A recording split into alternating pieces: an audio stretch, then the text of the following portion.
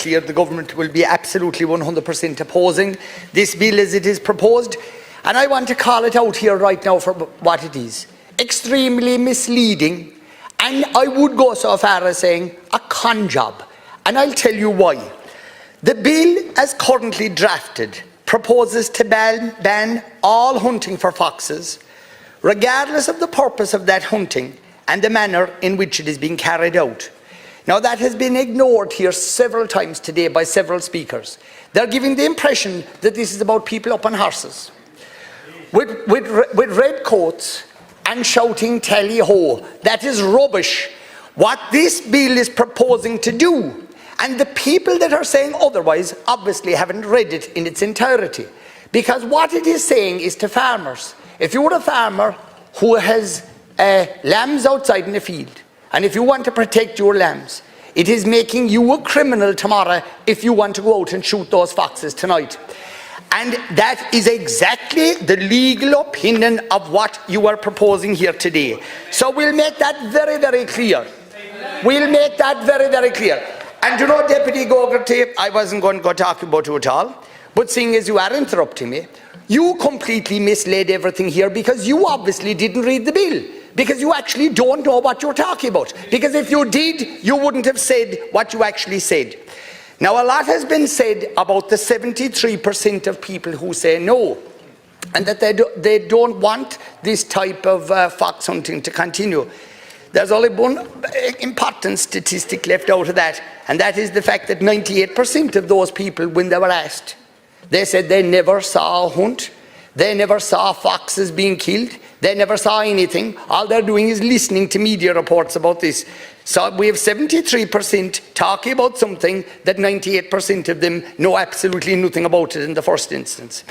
Now, I do want to take issue with a comment that was made earlier on by Deputy Coppinger, and that was with regard to hill farming.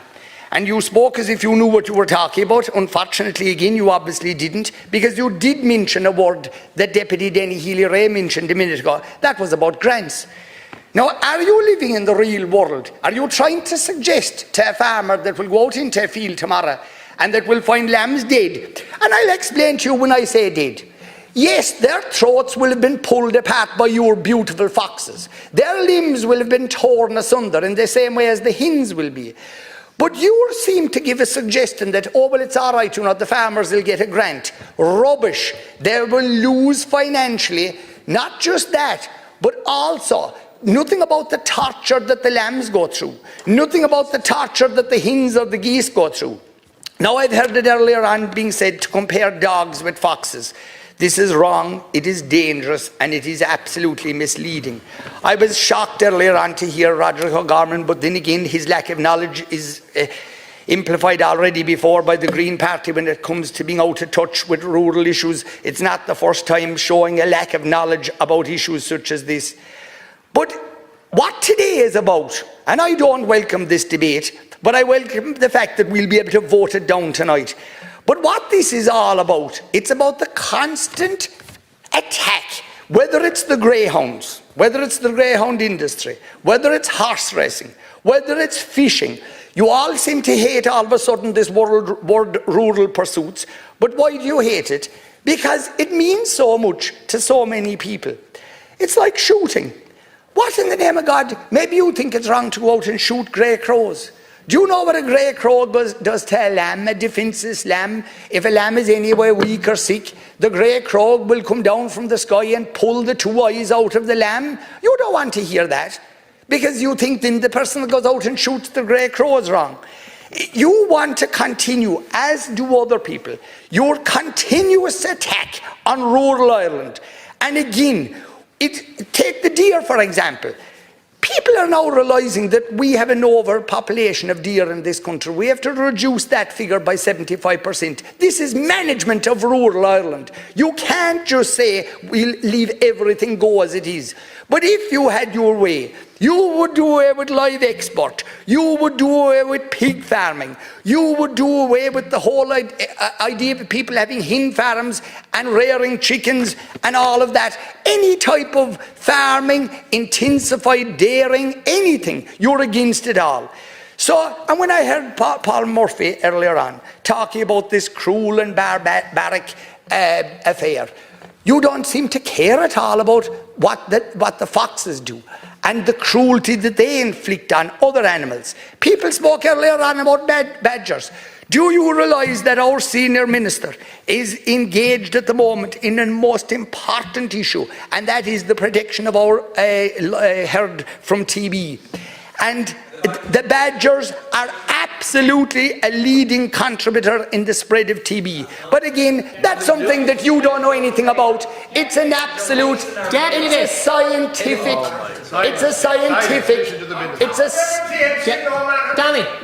it's a scientific fact.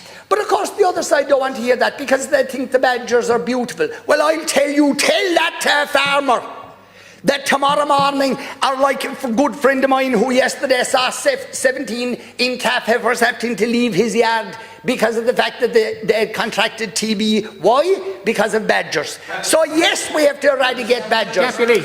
Yes, we have to eradicate our deers. And we have to manage rural Ireland. And when I hear people talking about colonial pursuits, again, that's trying to give the public out there today this message that, oh, this is only about people up on horses running after the poor fox. It is not. It's about the poor farmer that has to get up in the middle of the night to go out to try and identify and follow and track and kill a fox because the fox is killing his lambs or her lambs. So that's what everybody over there wants to ignore, and it has been extremely misleading to have heard the speeches of some people here. I want to recognise Deputy Cronin, who did actually read the bill, because if you heard her speech, which of course, and it's entirely her opinion, but at least she knew what she was talking about. Unlike other people who just seem to be taking the narrative that is put out there. I want to reserve a very special word for Deputy Whitmore, and I'm so sorry, like a wasp, she came in, stung and ran. But I want to answer her back. And on behalf of both myself and Deputy Michael Healy-Rae, I want to say one thing to her.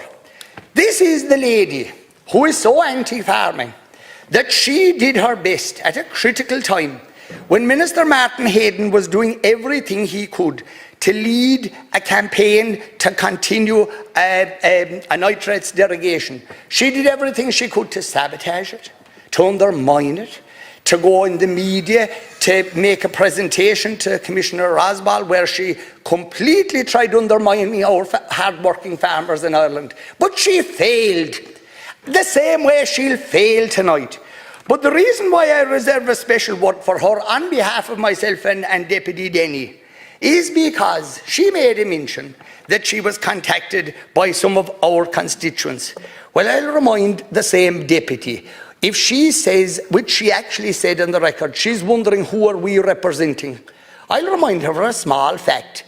Maybe the fact that when 30%, up to 30% of the electorate went out to vote, they voted for a Healy-Rae, maybe she'd stick that in her pipe and smoke it, because you can't go against the electorate, they're the bosses. Could she say the same thing about herself, or her political party, or any of them over there? If they got 30% of the vote, they'd be in orbit. But also then, when I heard Deputy Owen Hayes, because when I'm on a roll, I'll take them out one by one. I heard what he said about the Brits, and he going on talking absolute rubbish. Again, because he didn't read it. Again, because he didn't understand it. Again, because he doesn't care about the farmers that want to protect their livestock. Deputy Fitzmaurice rightly earlier on, in a very knowledgeable and sound way, mentioned another thing. And that is about the fact of what the diseases that the foxes actually spread. And the fact that cows can lose calves and everything because of diseases they can contract. He rightfully raised that matter. And you know, he was the only person inside here that raised it. Now, but I also want to point out the fact that what has happened here over the last couple of weeks is completely misleading. again, because it misportrayed what she's actually trying to do. She's attacking rural Ireland. She's attacking our farming community. And the people that are with her are misrepresenting what they're actually trying to do. And I'm delighted that you lose tonight, you lose the vote, and the people that want to continue killing foxes will be entitled to do